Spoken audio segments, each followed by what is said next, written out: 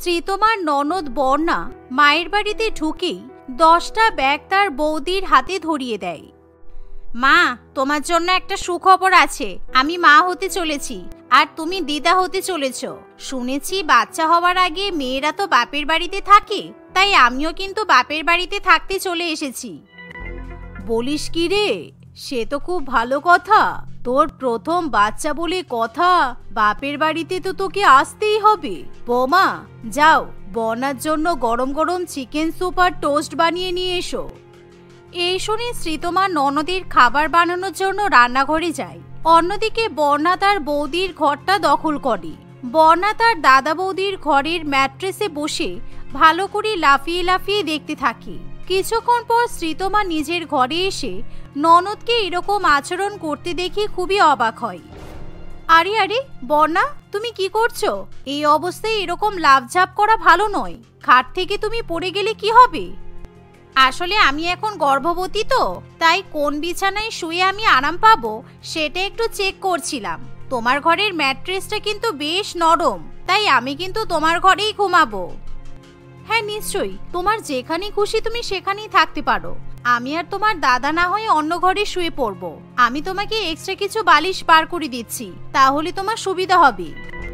না না, তুমি অন্য ঘরে ঘুমাবে কেন? তুমি তো খুব ভালো করেই জানো আমি এখন গর্ভবতী। আমার যখন তখন কোনো জিনিসের দরকার পড়তে পারে, তাই আমি কিন্তু বারে বারে উঠে গিয়ে তোমাকে ডাকতে পারবো না। দাদা অন্য ঘরে ঘুমাবে ঘুমাক, তুমি কিন্তু এই ঘরের মেঝেতে শোবে। এই শুনে শ্রীতমার কিছু করার থাকে না, কারণ শ্রীতমার শাশুড়ি মাও তাকে সেই ঘরের মেঝেতে ঘুমাতে বলে। তাই শ্রীতমা রাত্রিবেলার কাজ মেটানোর পর ঘরের মেঝেতে বিছানা পেতে শুয়ে পড়ে। কিন্তু বর্ণা সারা রাত কিছুতেই ঘুমাতে চায় না। সে সারা রাত না ঘুমিয়ে ফোনে ভিডিও দেখে আর ভীষণ জোরে জোরে হাসাহাসি করে, যার ফলে শ্রীতমা কিছুতেই ঘুমাতে পারে না। বর্ণা, তুমি এত রাত পর্যন্ত জেগে আছো কেন? তোমার তো এখন রেস্টের প্রয়োজন। বেশি রাত জাগলে কিন্তু বাচ্চার উপর প্রভাব পড়তে পারে, আর তোমারও তো শরীর খারাপ করবে। আসলে বৌদি, আমার না খুব খিদে পেয়েছে, সেই জন্য ঘুম আসছে না। তুমি একটা কাজ করো, আমাকে অ্যাভোকাডো টোস্ট আর একটা সানি সাইড এগ বানিয়ে নিয়ে এসে দাও। ও হ্যাঁ, সাথে কিন্তু একটা ভেজ পিৎজা আর হট ব্রাউনি আনবে, কেমন? শুনেছি গর্ভবতীদের খালি পেটে কখনো ঘুমাতে নেই। এই শুনে শ্রীতমার কিছু করার থাকে না। সে আবার রান্নাঘরে গিয়ে ননদের পছন্দ মতো খাবার বানিয়ে নিয়ে এসে দেয়। এভাবে সারা রাত ধরে বর্ণা কোনো না কোনো কারণে শ্রীতমাকে বিরক্ত করতে থাকে। তাই পরের দিন শ্রীতমা সকালবেলা ঘুম থেকে উঠতে পারে না। এভাবেই দেখতে দেখতে আরো 2-1 দিন কেটে যায়। এরই মধ্যে একদিন শ্রীতমার 2 বোন তার সঙ্গে দেখা করতে আসে। দিদি, কতদিন তোর হাতের বাসন্তী পোলাও খাইনি। তোর হাতের রান্না খেতেই তো আমরা তোর সঙ্গে দেখা করতে চলে এলাম। কোনো রেস্টুরেন্টের রান্নাও কিন্তু তোর হাতের রান্নাকে হার মানাতে পারবে না। আসলে আমরা কলেজে সার্টিফিকেট নিতে এসেছিলাম, কিন্তু সার্টিফিকেট দিতে এখনো দেরি আছে শুনে এখানে চলে এলাম। এই শুনে শ্রীতমা খুবই খুশি হয়, আর সে তখনই তার 2 বোনের জন্য বাসন্তী পোলাও এবং চিকেন কষা রান্না করে নিয়ে আসে। কিন্তু যা দেখে বর্ণা খুবই রেগে যায়। বৌদি, তোমার ননদের প্রথম বাচ্চা হবে, সেদিকে তোমার কোনো খেয়াল নেই বলো? এদিকে নিজের বোনেদের আপ্যায়ন করতেই ব্যস্ত। তুমি জানো না গর্ভবতী মেয়েদেরকে আগে খেতে দিতে হয়? অবশ্য তুমিই বা জানবে কি করে? তুমি তো কখনো গর্ভবতী হতে পারলে না। বৌমা, আমার মেয়ে বাপের বাড়িতে আরাম করতে এসেছে, কিন্তু তুমি আমার মেয়েটাকে একটুও যত্ন করছো না। তোমার গর্ভবতী ননদের থেকেও তোমার বোনেরা প্রিয় হয়ে গেল। ছি, এই জন্য বারে বারে খোকাকে বলেছিলাম লাভ ম্যারেজ করিস না, আমি একটা মেয়ে দেখে বিয়ে দিলেই ভালো হতো। এরকম কথা শুনে শ্রীতমার 2 বোনের খুবই খারাপ লাগে। তাই তারা খাবার না খেয়েই চুপচাপ সেখান থেকে চলে যায়, যা দেখে শ্রীতমা খুবই কষ্ট পায়। কিন্তু অন্যদিকে বর্ণা খুবই খুশি হয়।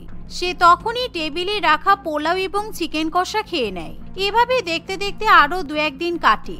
একদিন সন্ধ্যাবেলা বর্ণা একটা শর্ট ড্রেস পরে পার্টি মেকআপ করে বাড়ি থেকে বেরোতে যাবে। এমন সময়, বর্ণা, তুমি এত সেজে গুছে পার্টি ওয়্যার ড্রেস পরে কোথায় যাচ্ছ? তারপর আবার হিল পরেছ? হিল পরলে কিন্তু তোমার পায়ে ব্যথা করবে। তার উপর এটা তোমার প্রথম বাচ্চা বলে কথা, এখন কিন্তু তোমাকে খুব সাবধানে চলতে হবে। বাবা, তুমি এমন ভান করছো যেন আমার বাচ্চার মা আমি নই। বরং তুমি নিজেই। আমি ঠিক নিজের যত্ন নিতে পারবো, তোমাকে তা নিয়ে ভাবনা চিন্তা করতে হবে না। আর শোনো, আমার ফিরতে রাত হতে পারে, তাই মাঝরাত পর্যন্ত আমার জন্য জেগে থাকবে। তুমি এত রাত পর্যন্ত বাইরে থাকবে? দেখো বর্ণা, আমি তোমার ভালোর জন্য বলছি, গর্ভবতী মহিলাদের এভাবে বাইরে বেরিয়ে পার্টি করা মোটেই উচিত নয়। শ্রীতমা বর্ণাকে অনেক বোঝানোর চেষ্টা করে, কিন্তু বর্ণা কোনো কথাই কান দেয় না। সে তখনই পার্টি করতে চলে যায়।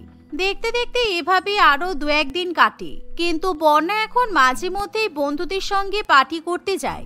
এভাবেই দিনের পর দিন বর্ণা বিভিন্ন কারণ দেখিয়ে তার বৌদিকে বিরক্ত করতে থাকে। এভাবেই 2-1 মাস কাটার পর বর্ণার একটা ফুটফুটে কন্যা সন্তান হয়।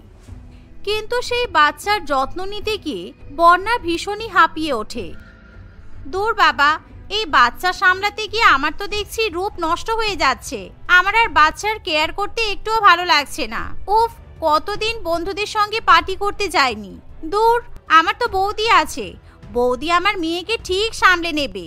যতদিন বাপের বাড়িতে আছি ততদিন একটু জমিয়ে মজা করে নি।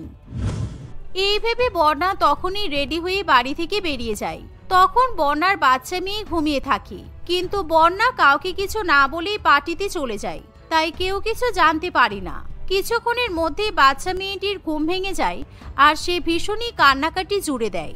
এমন সময় বাচ্চার কান্না শুনে শ্রীতমা ঘরে গিয়ে দেখে বর্ণা সেখানে নেই, আর বাচ্চা মেয়েটি খিদের জ্বালায় ছটফট করছে, যা দেখে শ্রীতমার খুবই খারাপ লাগে। এ কি, এইটুকু দুধের শিশুকে ফেলে রেখে বর্ণা কোথায় গেল? আহারে, বাচ্চাটা মনে হয় অনেকক্ষণ ধরে কাঁদছে। দাঁড়াও সোনা, আমি এখনই তোমার জন্য দুধ গরম করে আনছি। কাঁদে না মা, কাঁদে না। এই বলে শ্রীতমা তখনই দুধ গরম করে বাচ্চাটিকে খাইয়ে দেয় আর তাকে কোনো রকমই ঘুম পাড়ায়। কিন্তু অনেকক্ষণ অপেক্ষা করার পরও বর্ণা কিছুতেই বাড়িতে ফিরে আসে না। তাই শেষ পর্যন্ত শ্রীতমা বর্ণাকে ফোন করে। বর্ণা, তুমি কোথায়? তোমার বাচ্চা মেয়েটাকে এভাবে ছেড়ে রেখে তুমি কোথায় চলে গেছো? তোমার মেয়ে তখন থেকে কেঁদে কেঁদে পাগল হয়ে যাচ্ছে। আমি 2 ঘন্টা ধরে তোমার জন্য অপেক্ষা করছি, কিন্তু তোমার তো কোনো দেখাই নেই। আরে বৌদি, তোমার কি বাচ্চা হয়েছে কখনো যে তুমি আমার অবস্থাটা বুঝতে পারবে? আমি এখন ডিপ্রেশনে আছি। মেয়েদের বাচ্চা হওয়ার পর মেয়েরা ডিপ্রেশনে চলে যায়, তাই আমি ডিপ্রেশন থেকে বেরোনোর জন্য একটু বাড়ি থেকে বেরিয়েছি। তোমার তো বাচ্চা খুব ভালো লাগে, তাই তুমি আমার মেয়ের দেখাশোনা করো। বর্ণা, তুমি এভাবে কথা বলছো কেন? তুমি নিশ্চয়ই পার্টিতে গিয়ে আবার ড্রিঙ্ক করেছো, তাই না? তোমার মেয়ে এখনো অনেক ছোট, তুমি সবে মা হয়েছো, আর এখন তুমি পার্টিতে যাচ্ছ, ড্রিঙ্ক করছো? তোমার সাহস তো কম নয়। এই বলে শ্রীতমা তখনই তার শাশুড়ি মাকে নিয়ে ক্লাবে গিয়ে পৌঁছায়। সেখানে তারা বর্ণাকে দেখতে পায় আর তাকে ধরে বাড়িতে নিয়ে আসে। কিন্তু বাড়িতে এসে বর্ণা প্রচন্ড বমি করতে থাকে, কারণ সেদিন বর্ণা অতিরিক্ত পরিমাণে মদ পান করে। কিন্তু এমন অবস্থায় মনিকা দেবী তার মেয়ের উপর রাগ দেখানোর বদলে তার বৌমার উপর রেগে যায়। এই যে বৌমা, আমার মেয়েটার প্রথম বাচ্চা হয়েছে। আমি তো আমার মেয়ের দেখাশোনার সমস্ত দায়িত্ব তোমাকে দিয়েছিলাম, কিন্তু তুমি তো দেখছি কোনো কাজই ঠিকমতো করতে পারো না। তুমি যদি আজকে আমার মেয়েটার ঠিকমতো খেয়াল রাখতে, তাহলে আমার মেয়ে কিন্তু কখনোই পার্টিতে যেতে পারতো না। এটা তো বর্ণার বোঝা উচিত মা। বর্ণা প্রথমবার মা হয়েছে আর বাচ্চাটাকে ঘরে একা রেখে পার্টি করতে চলে গেল। ও তো একবারও আমাকে জানিয়ে যায়নি। তাহলে এতে আমার কি দোষ বলুন তো? মায়ের তো বাচ্চার প্রতি বেশি খেয়াল রাখা দরকার। মনিকা দেবী কোনো কথা শুনতে চায় না। সে শ্রীতমাকে ভীষণই বকাবকি করে। অন্যদিকে বর্ণাও তার বাচ্চার কোনো দায়িত্ব নিতে চায় না, যার ফলে শ্রীতমাকে ঘর সংসারের কাজ সামলানোর পর ননদের বাচ্চা মেয়েকে সামলাতে হয়। এভাবেই দেখতে দেখতে আরো কিছুদিন কাটে। একদিন বর্ণার শাশুড়ি মা জ্যোতি দেবী বর্ণাকে ফোন করে বলে, কি ব্যাপার বৌমা, অনেকদিন তো বাপের বাড়িতে আছো, এখনো পর্যন্ত আমরা আমাদের পরিবারের প্রথম সন্তানের মুখ দেখতে পেলাম না। তুমি তাড়াতাড়ি বাড়িতে ফিরে এসো, আমি কালকেই তোমার বাড়িতে একটা গাড়ি পাঠিয়ে দেব। এই রে, শ্বশুর বাড়িতে গেলে আমাকে তো আবার বাচ্চার যত্ন নিতে হবে, কারণ ওই বাড়িতে আমার বাচ্চার দেখাশোনা করার মতো কেউ নেই। তার উপর সংসারের সব কাজ করতে হবে, শাশুড়ি মায়ের দেখাশোনা করতে হবে। না না না না, আমি তো আবার বন্ধুদের সঙ্গেও বেরোতে পারবো না। আমি এখন কিছুতেই শ্বশুর বাড়িতে ফিরে যাব না। বাচ্চা হওয়ার বাহানায় আমি আবার আমার জীবনটাকে এনজয় করতে পারছি। মনে মনে এই ভেবে বর্ণা তার শাশুড়ি মাকে বলে, আসলে মা, আমার তো প্রথম বাচ্চা হয়েছে, তাই আমার কিন্তু এখন খুব শরীর খারাপ, তাই আমি এখন বাড়ি যেতে পারবো না। আমার মেয়ে একটু বড় হোক, তারপর আমি বাড়ি ফিরে যাব। আসলে ডাক্তারবাবু কিন্তু এখন আমাকে 6 মাস বেড রেস্টে থাকতে বলেছে। এই কথা শুনে জ্যোতি দেবী কিছু বলতে পারে না। দেখতে দেখতে এভাবে আরো 2-1 দিন কাটে, কিন্তু বর্ণা এখন তার মেয়ের দিকে ফিরেও তাকাতে চায় না। বাচ্চা মেয়েটি কান্নাকাটি করলেও বর্ণা কোনো সাড়া শব্দ দেয় না। শ্রীতমা যতক্ষণ না নিজে এসে বাচ্চাটিকে দুধ খাওয়ায়, ততক্ষণ পর্যন্ত বাচ্চাটি একভাবে কাঁদতে থাকে, কিন্তু তা দেখে বর্ণার কিছু যায় আসে না। সে সারাক্ষণ ফোনে তার বন্ধুদের সঙ্গে গল্প করতেই ব্যস্ত থাকে।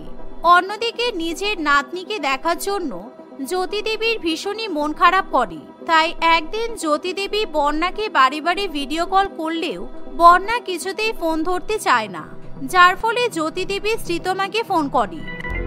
আরে মাসিমা, আপনি আপনার নাতনিকে ভিডিও কলে কেন দেখবেন? আপনি বরং আমাদের বাড়িতে চলে আসুন, সামনে থেকে নিজের নাতনিকে দেখে যান। এই শুনে জ্যোতি দেবী অত্যন্ত খুশি হয়। তাই সে পরের দিনই গাড়ি নিয়ে বর্ণার মায়ের বাড়িতে এসে পৌঁছায়। কিন্তু বাড়ির মধ্যে ঢোকা মাত্রই জ্যোতি দেবী বাচ্চার একটা তীব্র কান্নার আওয়াজ শুনতে পায়। এই চুপ কর, একদম চুপ কর বলছি, তা না হলে আমি কিন্তু তোকে তোর মামির ঘরে দিয়ে আসবো।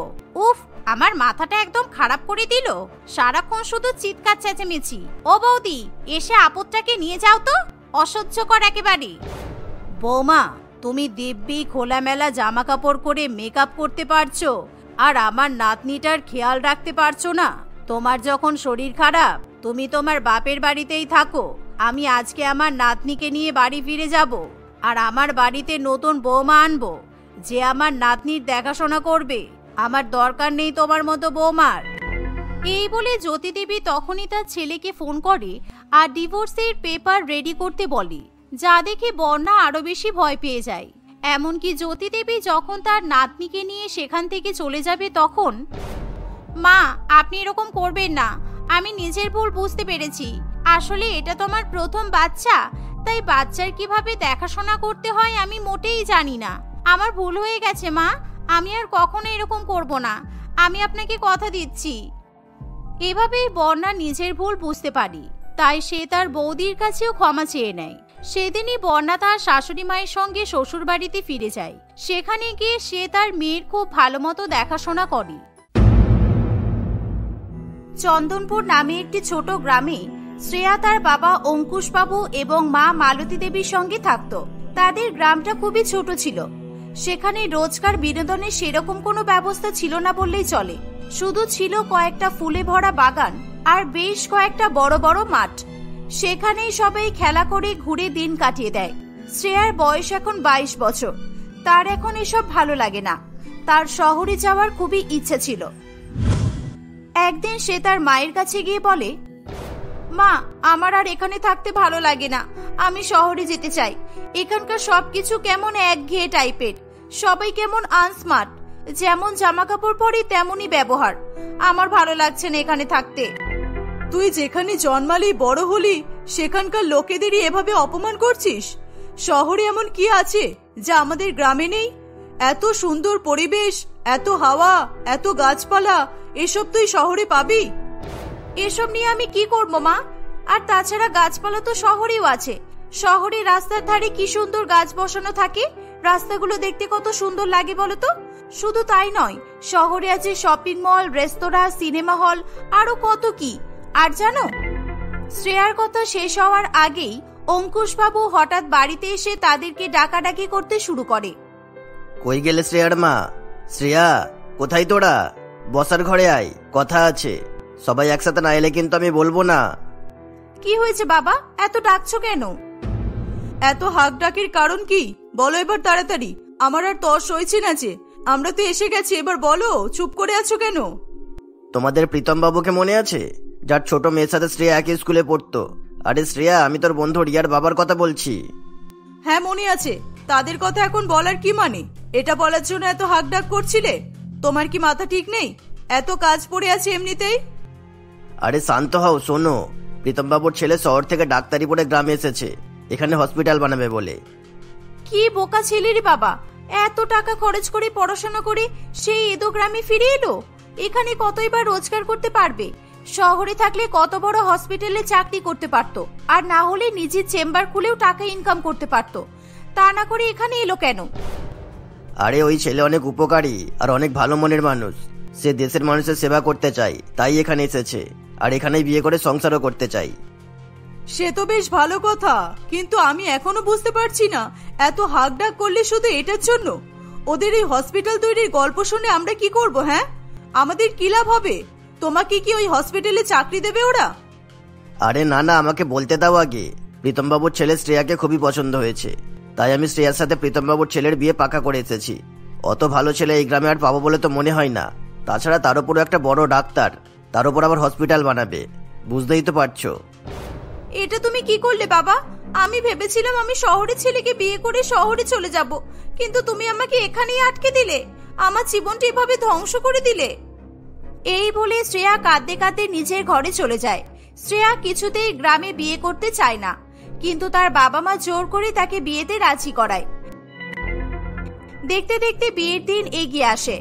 শ্রেয়া আর সুজনের খুবই ধুমধাম করে বিয়ে হয়। সুজনের বোন রিয়া শহরে থেকে পড়াশোনা করত। তাকে বিয়ের দিন সুন্দর ফ্যাশনেবল ওয়েস্টার্ন ড্রেস পরতে দেখে শ্রেয়ার খুবই ভালো লাগে। তারা যেহেতু ছোটবেলার বন্ধু, তাই প্রিয়া তার কাছে আবদার করে বসে, এই রিয়া, তুই আমাকে তোর এই জামাটা একদিন পরতে দিবি রে? জামাটা খুব সুন্দর, আমার খুব ভালো লেগেছে, কি সুন্দর দেখতে। আমার এরকম ওয়েস্টার্ন ড্রেস পরার খুব ইচ্ছা। তোর মতো আমি তো শহরে গিয়ে থাকতে পারবো না, আমাকে এই জামাটা দিস একবার প্লিজ। হ্যাঁ নিশ্চয়ই, তোকে আমি এই জামাটা দেব। আর এরকমই জামা আমার কাছে আরো অনেক আছে, যেগুলো আমি পরি না, আর অনেকবার পরে ফেলেছি, তো এখন আর ভালো লাগে না। আমি যখন শহরে চলে যাব তখন তোকে জামাগুলো দিয়ে যাব, কেমন? তুই সবসময় আমার মতো এরকম ছোট ছোট জামা পরে স্টাইল মেরে থাকবি। তোর তো শহরের মেয়েদের মতো হওয়ার খুব ইচ্ছা। হ্যাঁ, তুই একদম ঠিক বলেছিস। থ্যাংক ইউ সো মাচ, তুই খুব ভালো রে। তোকে আমি ননদ হিসেবে পেয়ে খুব খুশি হয়েছি। ঠিক তখনই সেখানে প্রিয়া চলে আসে। আমিও কিন্তু তোমার ননদ হই বৌদি, আমার কথা ভুলে গেলে চলবে না। দিদি তোমাকে ছেড়ে শহরে চলে যাবে, কিন্তু আমি তোমার সঙ্গে সবসময় এখানেই থাকবো। আর আমিও তোমার জন্য একটা সুন্দর জামা কিনে দেব, ঠিক আছে? তোমার কাছে কে জামা চেয়েছে? তোমার কেমন চয়েস আমার ভালো করেই জানা আছে। নিজে তো সারাদিন এরকম পুরনো যুগের মতো জামা কাপড় পরে থাকো, আর আমাকে বলছো জামা কিনে দেবে? থাক, আমার লাগবে না। শ্রেয়া এভাবেই প্রথম দিন থেকেই তার দুই ননদের মধ্যে ভেদাভেদ করা শুরু করে দেয়। কারণ তার দুই ননদ পাশাপাশি দাঁড়ালে একজনকে মালকিন আর আরেকজনকে কাজের মাসি মনে হয়। বেশ কিছুদিন পর রিয়া সবাইকে বিদায় জানিয়ে আবার শহরে চলে যায়। শ্রেয়ার বর সুজন অনেক ভালো ছেলে ছিল, তার পরিবারের বাকিরাও ভালো ছিল, কিন্তু শ্রেয়া কিছুতেই যেন খুশি হতে পারছিল না। শ্রেয়ার ছোট ননদ প্রিয়া সারাদিন বাড়ির কাজ করে এবং শ্রেয়ার সব কাজে সাহায্য করে, তবুও শ্রেয়া কিছুতেই তার গ্রামের ননদকে পছন্দ করতে পারত না। বৌদি, তোমার কি কিছু আর লাগবে? লাগলে বলো, কেমন? আমি বাইরেই আছি, তোমাকে উঠতে হবে না, তুমি শুধু ডাকবে, আমি চলে আসবো। সবসময় পেছন পেছন ঘুরে বেড়াও কেন তুমি? আমার ভালো লাগে না, তোমার সাহায্যের কোনো দরকার নেই আমার। গাইয়া ভূত একটা, তোমাকে দেখলেই রাগ হয়। না পারো সাজতে, আর না পারো ভালো জামা কাপড় পরতে, যাও এখান থেকে। তুমি এমন ব্যবহার করছো কেন বৌদি? আমি কি কিছু ভুল করে ফেলেছি? করলে বলো, আমি ঠিক করে নেব। তোমার কি মন ভালো নেই? একটু ঘুরতে যাবে? তোমাকে বললাম না যাও এখান থেকে, আমাকে বিরক্ত করো না। কোত্থেকে যে এই গাইয়া ভূতটা পেছনে পড়ে গেল কে জানে। দাদা ডাক্তার, দিদি শহরে চাকরি করছে, আর এই মেয়েকে দেখো, কোনো উচ্চাসা নেই, লক্ষ্য নেই, সারাদিন কাজের লোকের মতো পেছন পেছন ঘুরছে, বিরক্তিকর। ঠিক তখনই শ্রেয়াকে দেখতে পাশের বাড়ির মিলি কাকিমা আর তার মেয়ে এসেছিল। তারা শ্রেয়ার এমন ব্যবহার দেখে খুবই অবাক হয়। এ বাবা, এ কেমন মেয়ে রে বাবা? এত দেমাগ তো ভালো নয় বাপু, এত খারাপ ব্যবহার। এত ভালো মেয়েটাকে কিভাবে কথা শোনাচ্ছে? মাথার ওপর শাশুড়ি না থাকলে যা হয় আর কি, না হলে কি আর অন্যের বাড়ির মেয়ে এসে এরকম ছড়ি ঘোড়ায়? প্রিয়া দিদি এত ভালো, এত সুন্দর করে সব সামলাচ্ছে, আর তাকে এভাবে অপমান করছো? ছি ছি, প্রীতম কাকু এ কেমন মেয়ে পছন্দ করেছেন? তোমরা বউ দেখতে এসেছো দেখো, কিন্তু আমার সামনে আমার বৌদিকে এরকম যাচ্ছে তাই বলবে না। বৌদি আমার মায়ের মতো, আমাকে বৌদি যা বলে বলুক, তোমাদের কি? শ্রেয়া আড়াল থেকে সব কথা শোনে, কিন্তু সে বাইরে এসে কিছু বলে না। তার যেন প্রিয়ার সবকিছুই অসহ্য লাগে। সুজন বাড়িতে আসলে শ্রেয়া তাকে তার বোন রিয়ার বাড়িতে নিয়ে যাওয়ার জন্য অনুরোধ করে। সুজন, আমাকে রিয়ার বাড়িতে নিয়ে চলো না, ও তো আমার ছোটবেলার বন্ধু, ওর সাথে আমি অনেক গল্প করব, আর ওর সাথে দেখা করতে গিয়ে আমার শহরও ঘোরা হয়ে যাবে। আমার আর এখানে থাকতে ভালো লাগছে না, আমি শহরে যেতে চাই। সুজন, এখন তো হসপিটাল বানানোর কাজ চলছে, এসব ছেড়ে আমি কিভাবে যাব শ্রেয়া? তুমি একটু বোঝার চেষ্টা করো, এখনো অনেক কাজ বাকি। আমি না থাকলে তো সবই পিছিয়ে যাবে। তুমি আমাকে ওখানে রেখে এসো। রিয়া তো আমার ছোটবেলার বন্ধু, আমরা একসঙ্গে সময় কাটাবো, ঘুরতে যাব, অনেক মজা করব। তুমি প্লিজ আর না বলো না, আমার আর এখানে থাকতে ভালো লাগছে না, বিশ্বাস করো। ঠিক আছে, এখানকার কাজ কিছুটা গুছিয়ে নিয়েই আমি তোমাকে নিয়ে যাব। ততদিন একটু ধৈর্য ধরে বসো। আর প্রিয়া তোমার খেয়াল রাখছে তো? ও অনেক ছোটবেলায় মাকে হারিয়েছে, বৌদি তো মায়েরই মতো। তুমি ওর একটু খেয়াল রেখো, ওকে কষ্ট দিও না। ও আমার আর বাবার খেয়াল রাখবে বলে শহরের বড় কলেজে ভর্তি হওয়ার সুযোগ পেয়েও ভর্তি হয়নি। এই কথা শুনে শ্রেয়া অবাক হয়ে যায়। কয়েকদিন পর তারা রিয়ার বাড়িতে যায়। শহরে গিয়ে শ্রেয়ার খুশি যেন আর ধরে না। তুই কত লাকি রিয়া, এত বড় এত সুন্দর শহরে থাকিস, এত স্টাইলিশ জামা কাপড় পরিস। আমার যে কি ভালো লাগে। তোর দাদা তো আমাকে এখানে কয়েকদিনের জন্য দিয়ে গেল। আমরা খুব ঘুরবো আর মজা করব, ঠিক আছে? কিসের মজা? আমার কি কাজবাজ নেই যে তোর সাথে সময় কাটাবো? দাদারও যা বুদ্ধি, তোকে কদিনের জন্য রেখে গেল এখানে। আর আমার কি মাথা খারাপ যে তোর মতো একটা গেও ভূতের সঙ্গে আমি শহরে ঘুরতে বেরোবো? আমার বন্ধুরা দেখলে আমার মান সম্মান থাকবে না। এসব তুই কি বলছিস? তুই না আমার ছোটবেলার বন্ধু, তার উপর আমি তো দাদার বউ। আমার সঙ্গে এরকম ভাবে কথা বলতে তোর বাজছে না? অযথা আমার সময় নষ্ট করিস না। বাসনগুলো মেজে ফেল, ঘরগুলো গুছিয়ে রাখবি। আমার বন্ধুরা বিকেলবেলা আসবে, তুই ভুলেও বাইরে বেরোবি না কিন্তু। ওরা যদি দেখে আমার দাদার বউ গাইয়া, তাহলে আমাকে নিয়ে ঠাট্টা করবে। আমি কখনো ভাবিনি তুই আমার সঙ্গে এরকম করবি। মেলা বকবক করে আমার সময় নষ্ট করিস না। যেগুলো বললাম সেগুলো কর, আর পারলে কিছু ভালো ভালো খাবার রান্না করে রাখিস। এই বলে রিয়া সেখান থেকে চলে যায়। শ্রেয়া সারাদিন কাজ করতে করতে হাঁপিয়ে যায়, আর ভাবতে থাকে যে প্রিয়া তাকে কত ভালোবেসে তার কত যত্ন করত, আর সেই প্রিয়াকে সে যাচ্ছে তাই ভাবে অপমান করেছে। তাই হয়তো সে তার কর্মের ফল পাচ্ছে। সন্ধেবেলা রিয়া এবং তার বন্ধুরা যখন পার্টি করছিল, সেই সময় শ্রেয়া একটু আনন্দ করার জন্য তাদের সামনে চলে আসে। শ্রেয়াকে দেখে রিয়ার বন্ধুরা বলে ওঠে, এই রিয়া, তোর বাড়িতে এই গায়া মেয়েটা কে রে? কিরকম জামা পরেছে, মা গো! এটা কি তোর কোনো আত্মীয়? তোর এমন গাইয়া আত্মীয় আছে, আগে বলিসনি তো?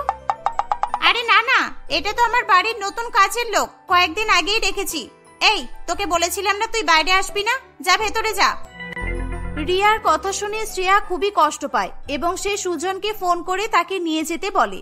সুজন পরের দিনই তাকে নিতে আসে এবং জানতে চায় সে হঠাৎ করে এরকম করছে কেন। শ্রেয়া কোনো উত্তর দেয় না। তারা গ্রামে ফিরে আসে। বাড়ি ফিরতে শ্রেয়ার মন খারাপ দেখে প্রিয়া তার পছন্দের খাবার বানিয়ে নিয়ে আসে। প্রিয়াকে দেখে শ্রেয়া অজরে কেঁদে ওঠে। কি হয়েছে বৌদি, তুমি কাঁদছো কেন? আমাকে বলো। তোমার মন খারাপ লাগলে চলো আমরা একটু ঘুরে আসি। মহিনদের গাছে কুল হয়েছে, চলো কিছুটা কুল পেড়ে আনি। তুমি তো কুলের আচার খেতে ভালোবাসো, আমি বানিয়ে দেব, দেখবে তোমার মন ভালো হয়ে যাবে। প্রিয়ার কথা শুনে শ্রেয়া আরো কাঁদতে থাকে এবং নিজের ভুল সে বুঝতে পারে। সে বুঝতে পারে তার শহরের ননদ শিক্ষিতা আর স্টাইলিশ হতে পারে, কিন্তু তার গ্রামের ননদের মতো বড় মন তার কাছে নেই। প্রিয়াকে জড়িয়ে ধরে সে ক্ষমা চায় আর বলে তার অনেক বড় ভুল হয়ে গেছে। প্রিয়া শ্রেয়াকে ক্ষমা করে দেয় এবং তারা সুখে শান্তিতে তাদের ছোট্ট চন্দনপুর গ্রামেই দিন কাটাতে থাকে।